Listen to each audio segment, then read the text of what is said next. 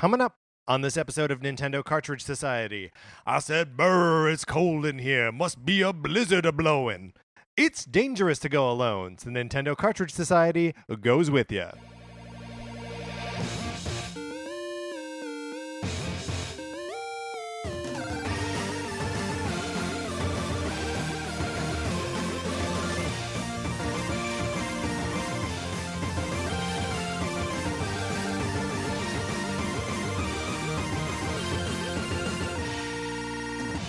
Welcome to Nintendo Cartridge Society. My name is Patrick Ellers, joined as always by my co-host Mark Mitchell. We've got a good show. First of all, that's the thing that I had to start with, is that we've got a good show. We're going to be talking about the news from the week, including... You have to reassure everybody. I do. It's for me, really. I have to reassure myself that we've got a good show.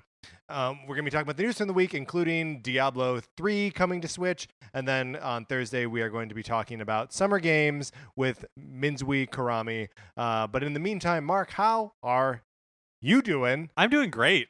Me too. I have no complaints. No complaints whatsoever. None. You don't wish you had ice cream right now? I don't really like ice cream that much. That's, They brought churros to work, so my Yeah, day could not get better. you're living your best life. Yeah. Churros to work. Man, someone should start a band called Churros to Work. Because that just brightens up the day. It's just it's put it on a t-shirt. Churros to work. Bring churros Yeah. to work.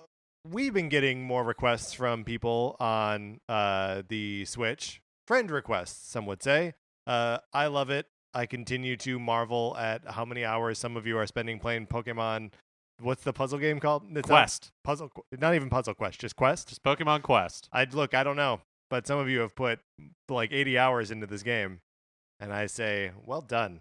Yeah, thank you. It's so much fun, and I love turning on my Switch and seeing that little green dot. Yeah, the green dot that says, hey, by the way, you have friends. People want to know what you're up to. We appreciate it. Our friend codes are in the description of this episode. So keep it coming. Keep friending. If you want us to be our friends on Twitter, we are there as well. It's not called friending, but let's be our friends on Twitter. I'm at Patrick_Ellers. Mark is at MKE Mitchell, and the show is at NinCart Society. We've got a couple things that you can do with our email address, which, by the way, is Nintendo Cartridge Society at gmail.com. First thing you can do is you can try to borrow my copy of Sonic Forces for the Nintendo Switch. You should do it. You should do it, because here's the thing. You don't want to spend money on this game, do you? And that's the only alternative, is borrow it from me or spend money on it. That's it. So you can send me your address, and I'll put you on a list, and then I'll mail it to you, and then you can mail it back to me. I pay for shipping both ways. This is a zero. You stand to lose nothing. It's a great deal. It's a great deal. And then the other thing you can do with our email address is send us your picks for the best Zelda NPC of all time, because on September 13th, which means we're going to be recording a few days earlier, we are going to determine the best Zelda NPC of all time, and you don't want to be left out of the conversation, because there are so many to choose from. Yeah, and look, this isn't top 10. This isn't top 5. It's not even top 3. We are determining the best. King of the Mountain. There will be best, and then there will be maybe King of the nothing Mountain will be the one. Yeah, who knows? It could be. We've got a special guest lined up for that. It's going to be a great conversation. You have to be a part of it. Special thanks to Isaac, Jason, Alex, Nicholas, Martin, and Dustin for already emailing with their picks. So if you're listening to this thinking like, I don't need to email into that, like you do, Dustin has already got his picks in. You got to compete with Dustin. And you got to compete with these two knuckleheads, because we're going to pick someone bad if you don't help us out. All right, Mark, are you ready to get into what we've been playing this week? I am. Let's do it.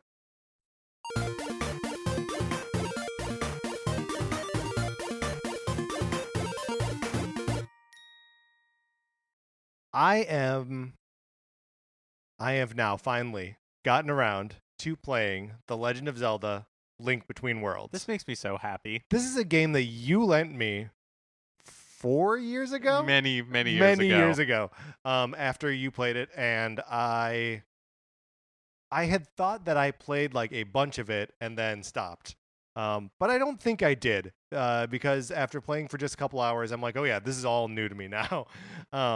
And so I think even just like my initial glimmer of recognition is because I'm so familiar with Link to the Past, and obviously this game is a direct sequel to that, borrows a lot of its look from that. and almost exactly the same map from Link to the Past. This game is great. I really like it.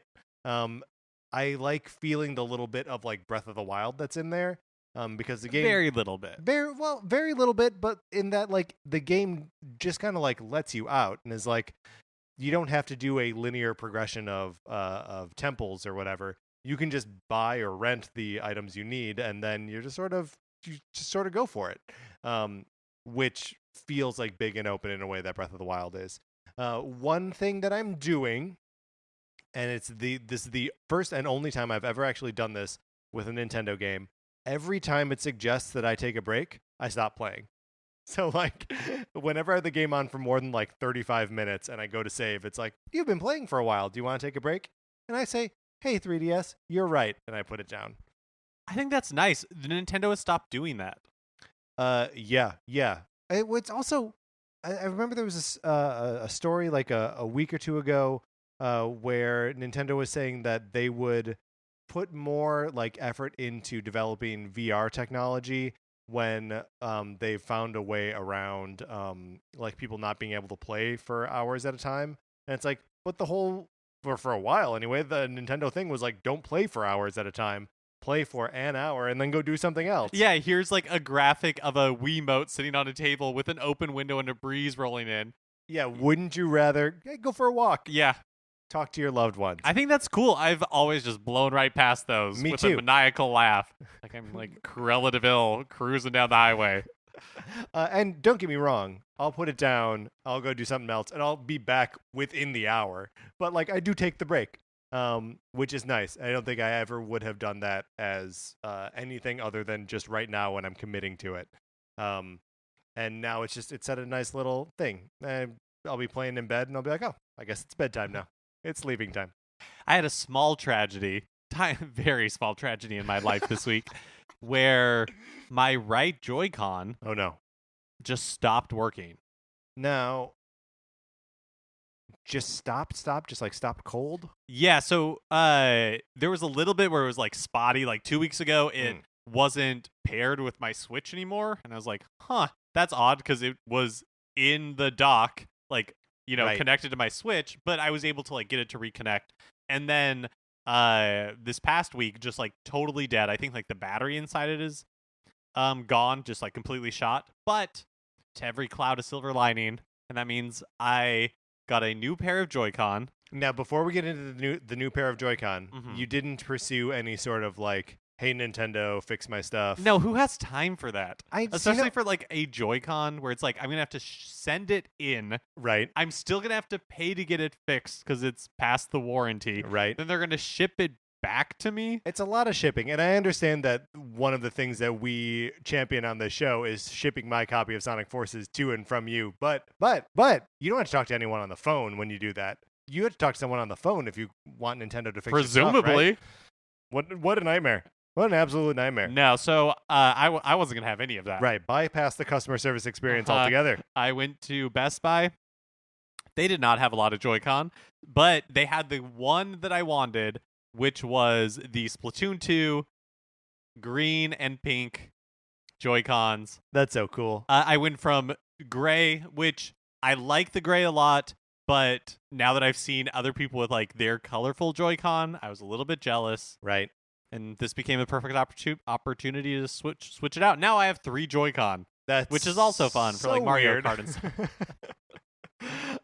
So this is the first time that between us that we have purchased, that either of us have purchased like separate Joy-Cons. And don't get me wrong, I would not have done it if my right one hadn't crapped out on me after like, you know, less than 2 years of use. Yeah. Yeah, so I mean it's not, I mean you did say earlier that like here's the silver lining. It is obviously a cloud. But here is the thing that we can look forward to is at least a nice colorful new Joy-Con. But thanks to my heroic efforts to go to Best Buy and spend money, I was able to download and play the Valkyria Chronicles 4 beta. Tell me about that. Well, I don't think I finished it because I got like a couple missions in. It's one of those like progress carries over to the actual game. Yeah, absolutely. Kind of demos. Yeah. So Valkyria Chronicles 4 is like a strategy RPG.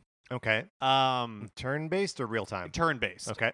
And I just don't have the patience for games like that. Like, Yeah. I just really don't have the mental wherewithal to like figure out how I'm going to my plan of attack. And so as much as I think the game looks really nice, I think like the aesthetics are really beautiful. Um the gameplay just isn't for me, but I think from what I can tell, it's a good game if you Is like that sort of thing. is this a Patrick game? Would I like this? Um, it might be. It also is like, what is your tolerance for anime nonsense? Oh yeah. I mean, it's like I think my tolerance for anime nonsense is lower than yours. but you like Fire Emblem. I and do like Fire I think Emblem. it's probably like an equivalent. Okay. Fire Emblem like. Yeah. All right. Maybe I should check out this beta because presumably it's not going to cost me any money to do so. None at all. Great. So you semi-enjoyed your experience with it. Yeah, like I'm glad I downloaded it. It seems like a good game, but I'm glad I downloaded the beta instead of buying the full thing because I can just tell that it's not a game for me. Yeah. Man, I love just being awash in betas and demos and games that you can play for a couple hours and be like, oh, okay, I don't need to play any more Dragon Ball Right, I Fighters. experienced it, Right. But yeah, I don't need it anymore. I can Yeah. let it go. Perfect. Okay, Mark, that's what we've been playing this week. Let's get into the new releases and what we might be playing next week.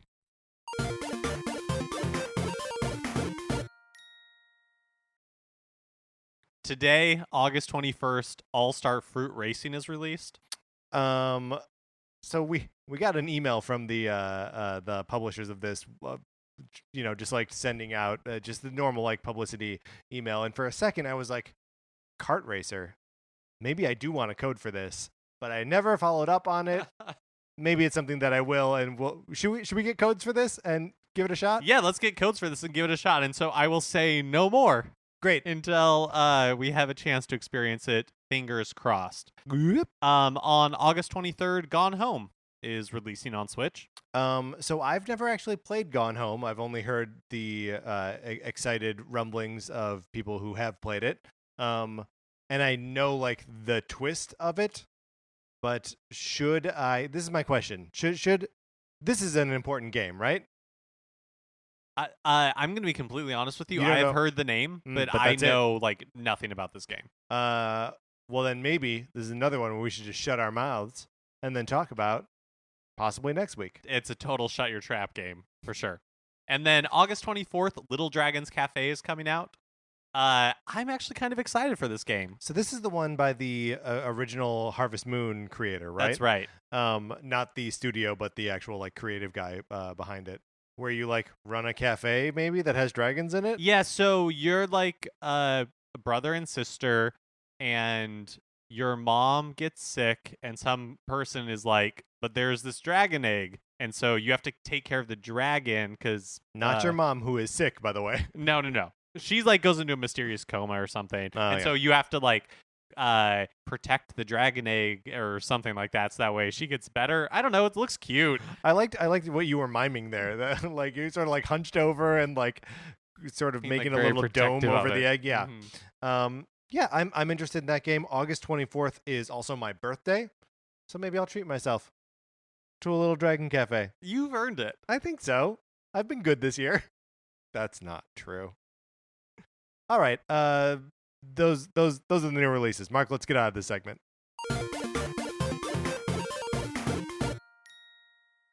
Now it's time for a regular segment on our show. It's time for 433.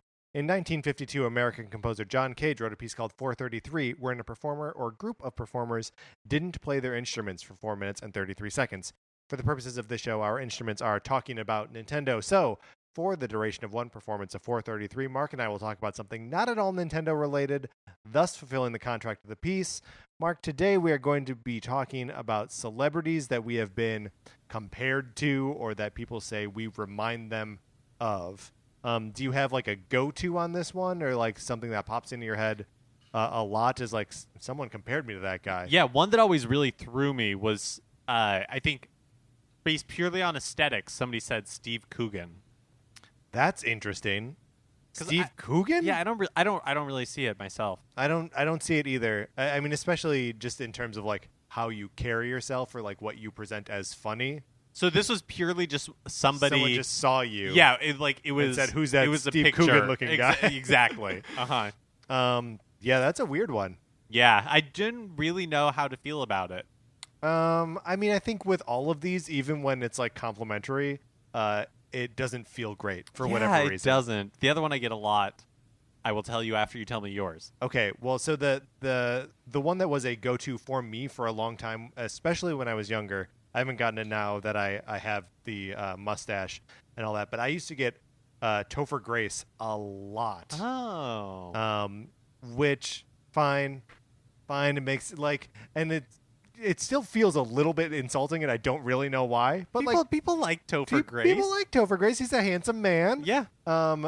Made famous for being on a TV show about being like a skinny white guy in Wisconsin. I was that for a very long time. So like, it makes sense. I get it. But there was one that happened that popped up a couple times a few years ago as Breaking Bad was coming back for its final season. I had like a little bit longer hair, and my glasses were a little bit more like wireframey than they are now. And on like 3 or 4 separate occasions, I had people tell me right around that time that I looked like Vince Gilligan, the writer, director, creator of Breaking Bad, including Adam McCabe, who was subbing for an improv class that you and I had together. And it was just like, did anyone ever tell you look like Vince Gilligan? And I was like, yes, several times this week, actually. That's actually, I can see it. That one's not crazy, but I mean that in like the most positive way possible. Thank you. Well, and again, like he's not a bad-looking man. Not at all. And he wears his facial hair well, and like is a smart guy. Made one of the best two of the best TV shows ever. So like, it's a comparison that I will take, even though it feels a little bit strange. Well, as a general rule, I will never verbalize to a person who I think they look like, because they may not like that, even if I intend it in a flattering manner. Right. So who's the one that French Stewart? French Stewart? What? I know. Is it because you're like a smiley kind of squint and like you squint squinty. when you smile? Yeah, I think that's it. I think you and I have similar eyes when we smile, in that we both get squinty. Yeah, they definitely like shrink. Yeah, they shrink up. French Stewart, though, I don't. I mean, I think the similarities end at Third Rock from the Sun, where he's like playing a character. You know what I mean? Right. And I think it's purely when I'm. Well, I don't know. I don't know what people. Purely when what? You're high? No, when I'm like laughing really hard or something. Yeah. It's tough because like people do remind. Like your friends will remind you of celebrities, right? And like what are you supposed to do with that information? Just keep it inside forever, right? Just right, never, or like never tell a soul. Yeah, maybe tell like somebody you trust who doesn't know that person, so Sure. there's no like investment there. Sure, call your mom. Your mom would love to hear from you, even if it's for you to tell her what celebrities your friends remind you of. Just call your mom. She'll appreciate it. It won't get back to your friends. Because when's the last time your friends talked to your mom? Hopefully never. Oh, yeah. Ugh. I mean, I know I said nightmare scenario before about talking on the phone, but my friends talking to my mother on the phone, even more of a nightmare scenario. No, thank you. No, thank you whatsoever. Oh, well, I guess actually that time we did know. Yeah, we did. We wrapped it up maybe a little too nicely. I'm not sure I'm happy with how that ended. Today we were accompanied by an ensemble at the Musical Instrument Museum. So thank you for that, guys. All right, Mark, let's get into the news.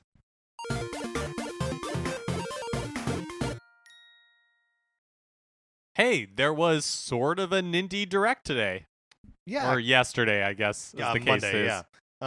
There was kind of. Kind of. So they called it a indie highlight presentation as sort of like a kickoff to the week of Gamescom, which is happening right now. I'm sure there's all kinds of news breaking right now that we're not able to cover on the show because it's just happening. And that's the way the news works. Right, and this isn't like a live stream. It's not a live stream, and we're not a daily show. So all of these things. We're also not the Daily Show. Oh, man, wouldn't it be great if we were the Daily Show? That'd be nice. I mean, I like doing this, too. We could do both. I'll be Craig Kilborn. I'll be the desk. Perfect. In this video, they showed off a bunch of new games that we didn't know were coming, including a new Monster Boy game. Yeah, Monster Boy game looks nice. The art in it is pretty cool. Also coming pretty quick, right? It's out in November. Yeah. What? So there were some games on here that we have seen before, in previous like Nindy showcases, like Bad North, which is the like strategy roguelike. They said roguelike like a million times during this presentation. By the way, that's all indie games are. You can't fool me. But it's the strategy roguelike where you are defending an island against Vikings that are trying to burn down your village or whatever. We'd also Windjammers had been Windjammers. I can't remember. Mhm. Did I actually say that, or did I say Schwindjammers? I don't think you said Schwindjammers. Like they're riding bikes. Windjammers. That had been announced for Switch, but I think this was the first time that we like saw it in a presentation. Mm-hmm. And then of course the reveal of Windjammers 2. Right. And then also Morphe's Law was another one that we had seen in a previous Nindy that was just sort of being elaborated on here. Both Morphe's Law and the other one we were just talking about, Something North. Bad North. Bad North, came out yesterday. Came out like same day as the presentation, which is kind of cool. But like, yeah, I guess it's kind of cool. I like when they do these like stealth release type things. Yeah, especially for something like Morphe's Law, which we heard about a while ago. Yeah, last year maybe. Yeah, I want to say it was two Nindy Directs ago. And Morphe's Law is the like competitive shooter where you either like add or subtract mass to people as you shoot them. So they get bigger or smaller so they can access different spaces on the map or be like these giant towering things. Which is a really fun idea. Some of the like early impressions I've read have not been super glowing. Yeah. But send us a code. We'll check it out. Yeah, perfect. Was there anything else in there that was of interest to you? Oh, I guess we should elaborate on Windjammers for a second. Because it is the like old, is it like an SNK game or like a Neo Geo? Something like that. Which maintains all of its old school 32-bit style. Like I don't aesthetic. think it's an actual like SNK game or like an actual Neo Geo game, but it is in that style. It is in that style. So they simultaneously announced a Windjammers 2 to come out next year.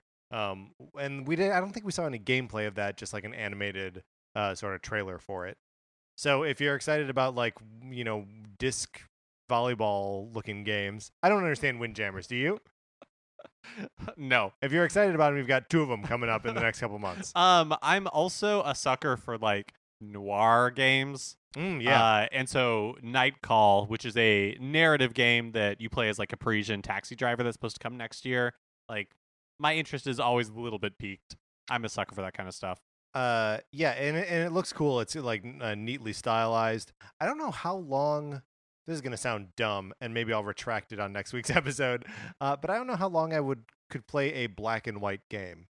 Like I feel like that becomes visually uninteresting after an hour, 2 hours. No, I actually kind of know what you mean because do you remember Mad World for the Wii? Mm-hmm. It was that same sort of thing where it's like it's just, especially that game was visually very busy. It's difficult when there's so little like contrast between things. Yeah, I mean it's just like there are only a handful of ways to like effectively communicate things in a visual medium, and one of them is color.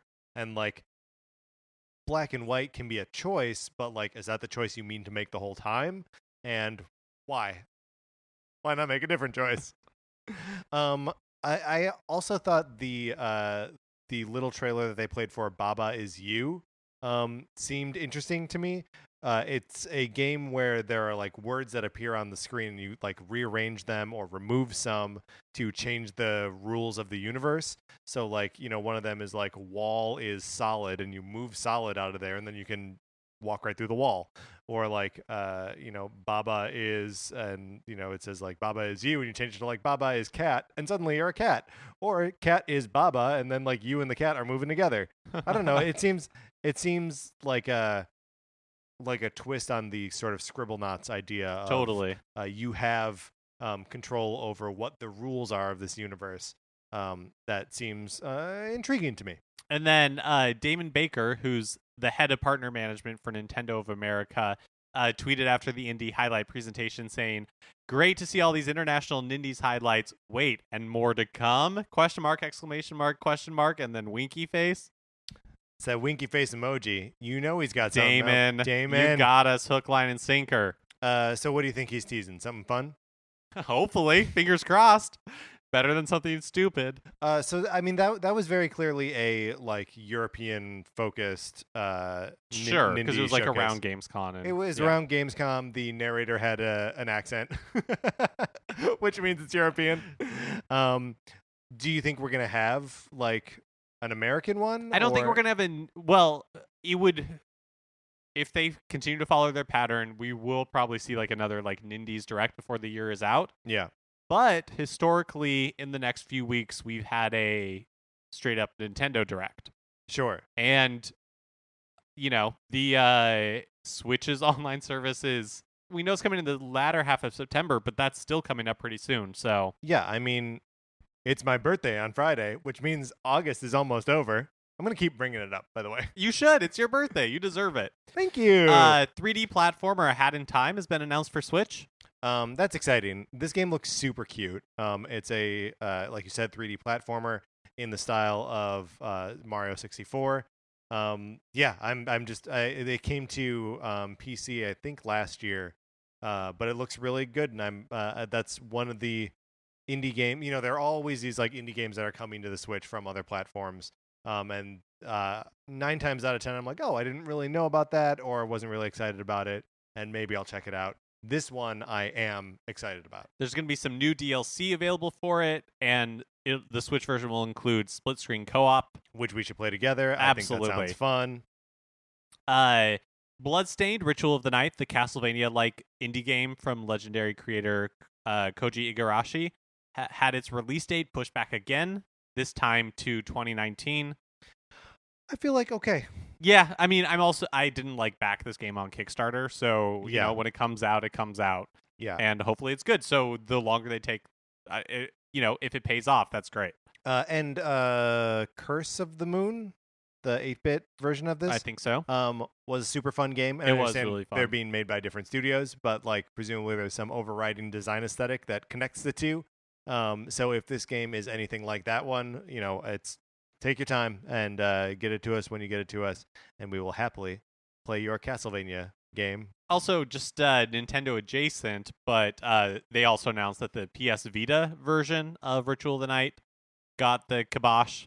So sorry if you backed it and were hoping to get it on Vita. Get it on Switch instead. Mm-hmm. They did offer you can change the platform that it's coming to, or you could even get a straight up refund if that's what you're interested in. But, get it on something else. Why would you stop supporting it just because it's not coming to Vita? Yeah. You've got a console that's not Vita. Come on. You're listening to this show. Yeah. You at least have a Wii U. It would be weird if someone was listening to this show and they were just like they, I guess, liked Nintendo, but not enough to get a Switch or a 3DS. Actually, that's not that weird to me. Because why? There were because we give bad information. Well, no, because I feel like you can be a fan of Nintendo and interested in what's going on in Nintendo, but not have like the time to, or even necessarily like the income to play. I mean, I know that there was a time where I didn't play very many video games, but I was still keeping up on video game news. Yeah, I mean, that has been a constant for me as well, is that even when I go out of actually playing games on the reg, that like I'll still listen to podcasts and read stuff. So I take it back. I apologize to anyone that I offended. If you don't have a Switch, it's perfectly fine. You're just as good of a Nintendo fan. But if you do have that Vita kicking around for whatever reason, you're not going to get to play Bloodstained on it. Sorry. Pokemon. Oh, hey, by the way, Pokemon Go won't die. At the Pokemon Go Fest in Chicago, the Niantic CEO gave an interview to The Guardian revealing the game is thriving and the core players are more than enough to sustain growth and development on the game. Which is great. It's I think Pokemon Go is one of those games that we look at and think like, oh, that's a trend thing that like, burns out because it was so huge for a little bit. Yeah. But I don't know about you. I've noticed more people playing it in the last like couple months. since the like Let's Go updates are like part of it. So I guess it's never gonna die. Well, and also like, it was such a huge phenomenon that even when it comes back to Earth, that's still such a large user base. Right. It's still too many people playing Pokemon Go. There's a new official Switch bundle. You can get a system with red and blue Joy-Cons and copies of both Mario Tennis Aces and 1-2 Switch for $359.99. Basically means you're getting 1-2 Switch for free if you want to think about it that way, and that seems about right. Yeah, that seems about right. That's about what you should pay for it, is not anything. It is a little bit of a weird bundle because, like, I liked Mario Tennis Aces. I think it should see a price cut pretty early. It's weird that like these are the two games that they're bundling and being like, have these great experiences. Well, to your point, I think this is a way to move that, Mario Tennis Aces, but not give away Mario Kart or Odyssey or Zelda or I was gonna say Mario Kart again, but Splatoon 2, which are basically like the games you are for sure going to buy when you get a Switch. Right. I mean, you could throw ARMS in the other category, the one of like buy it because it's not going to be an automatic buy. Like they should do an ARMS bundle. Yeah, and I guess it wouldn't like super shock me if Super Shock. That's just so 90s. We should have like a Super Shock button that one of us like hits. Yeah. It wouldn't. I'll work on a Super Shock button for next week. It wouldn't terribly surprise me if this holiday there's like a Switch bundle that has ARMS and like the yellow Joy-Con or whatever. Terrible surprise. It's a different button. Also, Best Buy is running a deal right now where you can get a Switch and Mario and Rabbids Kingdom Battle for free. The Switch isn't free. You have to buy the Switch, but right, but Mario the Mario Rabbids is free. Uh-huh. That's a better deal. Yeah, I would definitely get that one. I like that game. I think about going back to it every now and then. I never finished it. I got pretty far, but again, it was like that strategy thing where it's like, my brain just doesn't want to do this. Diablo 3 is coming to Switch this fall. I am very excited for this. Mark, so am I. Do you remember back in March? Of course I do. There was that tweet where they're like plugging in like a devil or demon or like the Diablo logo, and it's right next to a light switch. And then people were like, what is this? What does this mean? I mean, everybody was like, oh, Diablo 3 is coming to Switch. And they explicitly said, nah, that's not what it means. I wish we were that clever. Right. We're not. We just like made this video where somebody plugs in something really close to Switch. Turns out they were that clever. So it includes all the content and expansions from the original game, local and online co-op. Awesome. The Nintendo Switch Online subscription will be required for online co-op. And because the game has been out a long time on other platforms, they know that you may have played it on PC or Xbox or PlayStation, but you're going to pick up the Switch version for the portability factor. And so you'll be able to skip the main campaign and just go straight to like the after game. That's nice. Yeah, you still start at level 1 when you do that, but they don't make you go through the whole thing. You just die immediately over and over again because you're too underleveled. And as is the custom with these third-party releases, special Zelda-themed content is coming to the game, like Ganon's armor or Majora's Mask-inspired wings, and a how do you say this? Kuko pet. Yeah, it's one of those things you've like like when you're reading a chicken. When you're reading like a fantasy novel, right. And you like see somebody's name a million times. So you have no idea how to pronounce it. So to communicate with somebody who has also read the book, like... Yeah, you just say, the thing that's... It begins with a G and ends with an E. Right. Because you don't know how to pronounce it. How could anybody possibly? It looks like Garrett, but it has an extra Y in it. That's how Kuko is for me. I think that's legit. I'm excited for this. Me too. I haven't played a Diablo since the original Diablo. And... I don't know. I think this will be a super fun game to make Sarah play with me. Well, in local and online co-op, you and I can play at our houses. That's perfect. We can play it together. We can play it separately. We can play it while recording this show. I demand that we do that at one point. Yeah, I am really looking forward to this. So as part of the press surrounding the announcement, Blizzard is also acknowledging that Overwatch is technically possible on the Switch, which, 1, obviously, and 2, this is a no-brainer. Wait, why do you say one? Obviously, just because it's a PC game and it scales for anything? because like from day one, like Rocket League, like it's possible. From day one, they're like, I don't know, we'll have to like look at it. Maybe not. Like they were super like cagey about it, and it was just like, yeah, this game is gonna be able to run on Switch. Yeah. And also just do it. Like just whatever you have to figure out to do it. Because Overwatch on Switch makes so much sense, and I understand. That Fortnite is already on Switch, and like there's all Paladins was already on Switch. Sure. But I don't think Paladin stands a chance the second Overwatch shows up on this thing. No, completely agree. Other third-party updates. So Dark Souls Remastered was originally supposed to launch back in May on Switch along with the other platforms. Did not release in May on Switch, got delayed to summer, and now we're finding out that its planned launch is October 19th of this year. So that's more thematically appropriate, though, right? Sure, it's like it's like a creepy Halloween It's like a Halloween-y game. You remember last Halloween when we did zombie games? I do. Maybe this Halloween we do Dark Souls. That'd be great. So the Solaire of Astora amiibo is also going to come out in October now. So do you think that any anticipation around Dark Souls Remastered, like, is this coming too late, or does that portability factor trump all? Well, I think the hype and the portability prevented people from buying the remaster on other platforms. Like, if you have a Switch, I think people were like, "Oh, that's great! I'm excited for the remaster, or I'm interested in the remaster, or whatever." But I'll just wait until it's on Switch. I could see that. Especially because it's like a remaster and re-release of a game that has been out already. And like, if you want to play, you can play other Dark Souls games or Bloodborne, or like there are other options for this style of game. And if you want to just like wait for the remaster in a way that is, sort of that like magic of the game and portable, then just wait for the Switch. I don't think it's going to matter that much.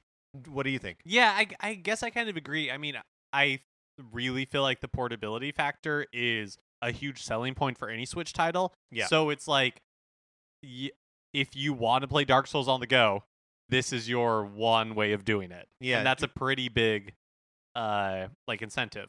Yeah, because you can't play it on your Vita. You, who has the Vita.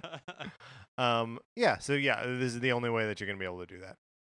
Last week, rumors of new Super Mario Brothers U coming to Switch started bubbling up again. We had heard about this, from a couple of people previously, and I think like Emily Rogers on what is it called, Reset Era, had posted something about it, that she had heard something similar. This was like months ago. Yeah, kind of the thinking being that they were going to announce it at E3 and then backed away from it for whatever reason. Right.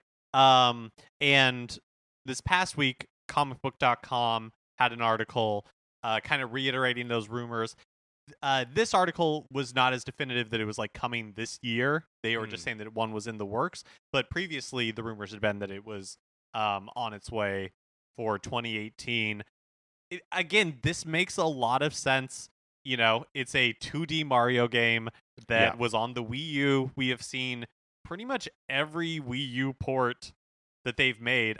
When I say pretty much, I think every single one has done better, if not significantly better, on the Switch than it did on the Wii U.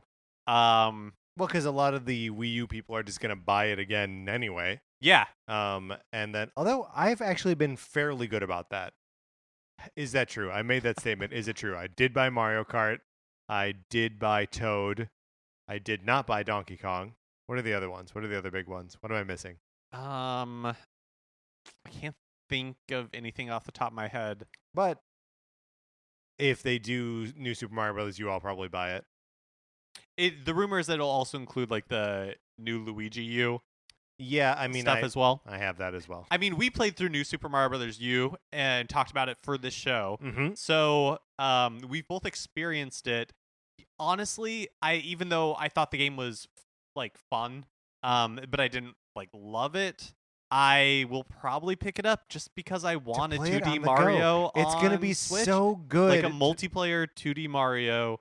And I know there will be those NES games that have some sort of multiplayer component, right? But we're still not 100% sure that you can play them offline. Well, and also, and this is just like, I can have like my nieces and nephew, and we can all, or my brothers and sisters or friends, just like play with different Joy-Cons. Like, it's a different experience, right? And that at the end of this year, you're going to have to fly somewhere to see your parents. You don't call your mother enough. I'll get to. I don't have to. I will get to do it. I will have the pleasure of flying somewhere, but you'll be you'll have to travel. Right. Yeah. Bring this thing with you. Perfect. HD remasters of Grandia and Grandia 2. I don't even know if I'm pronouncing that right. I mean, there are only so many different ways. Grandia have been announced for Switch. The games were originally released on the Sega Saturn and the Dreamcast, respectively. I've never played this series, but I'm a huge sucker for games of this era that like have passed me by, and it's like, oh, like another RPG, like classic RPG. Sign me up. Yeah, I really don't know anything about these games other than what we have just gone through here, and I don't actually know that I am a big sucker for RPGs of this era, although I guess that basically pretty perfectly coincides with the PlayStation 1 era, right? Right. And I did... Okay, never mind. I take it back. So I think, like, yeah, this first game for the Saturn, I don't know that it was ever released in America on the Saturn. I think from what I was reading today that when it was brought over, it was only released on the PSX. But there was like a 2 or 3 year difference. Yeah, but, sure. So yeah, so like that, and I don't know that I've ever played a Saturn game full stop. Yeah, wow, have I? When would I have played a Saturn? I've played Master System, I've played Genesis, I've played a 32X, and a Sega CD, and I own a Dreamcast. You might be right. Maybe I've never played a Saturn. And I guess I still wouldn't be, but... Well, you would be playing a Saturn game, at least. Yeah. This is troubling to me. I understand we're a Nintendo cartridge society, and not a Sega cartridge/disc society. But this feels like a hole in our collective knowledge. Maybe this is the perfect, like... place to stop? Okay, finally, Amazon is getting rid of their 20% off pre-order discount for Prime members at the end of this month. So previous to this, if you had Amazon Prime, at least in the United States, and you pre-ordered a game, you got it for 20% off the list price. Now, you had to be able to pre-order it. That's right. There was a while where like Sony was weird about getting them like first-party games for pre-order.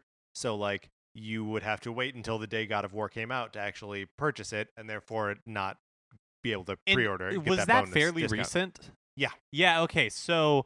that's why I chose the example of God of War, which came out in April. It for a while, I think when like it first started, it was pretty much like on every game. Yeah. And that has slowly been walked back. And so this is just like the latest version of that. What they're replacing it with is you get a $10 Amazon credit for a future purchase, which is still pretty good. Yeah, because like a 20% discount is usually $12. Yeah, it's not terrible. I think like what people don't love about it is that it doesn't apply to the current purchase. Yeah. And I think it's also just like the latest sign that the only reason Amazon was doing this was because Best Buy had their Gamers Club, which is also going away. Exactly. So it's like there's no competitive incentive to keep offering this. I don't know when it is that my Best Buy Gamers thing expires, but I just used it. I saw this story today and was like, oh, right, I gotta use it while I still have it. I pre-ordered the next Labo kit, the vehicle kit. Oh, yeah. Because we got to build those things, Mark. Oh, man, that's pretty soon. Yeah, it's like... Oh, boy. Oh, geez.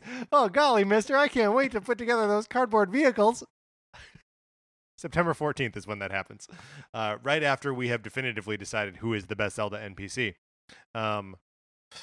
The point is, I was able to place my order for it with the 20% discount, and on something like a Labo kit, I know it's $70 instead of $60, but like, you know, having $14 off really makes a difference there. It makes it not feel like an insane expense. Yeah, absolutely. And I think the other thing this does, whether on purpose or not, because there's no real incentive for like Amazon to do this, but for Sony, maybe, is it gets rid of the just like one more incentive for buying physical versions of games. Yeah.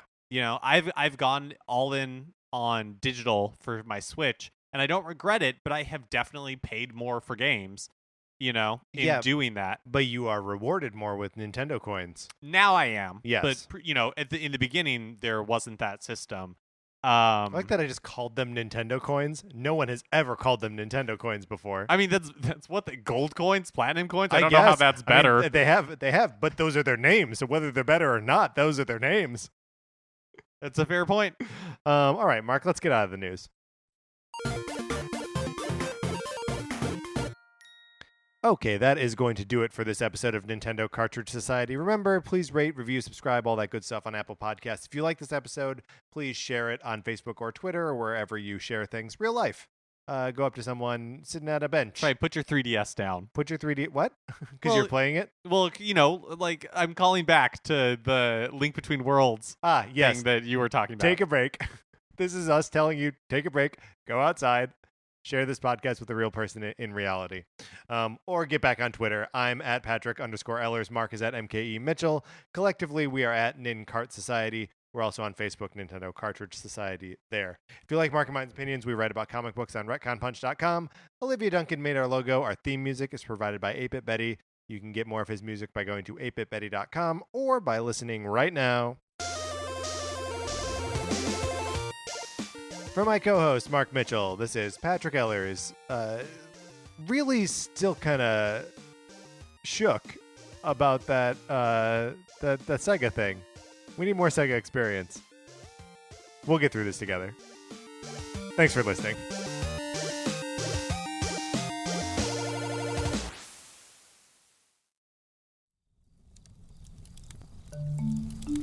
Campfire.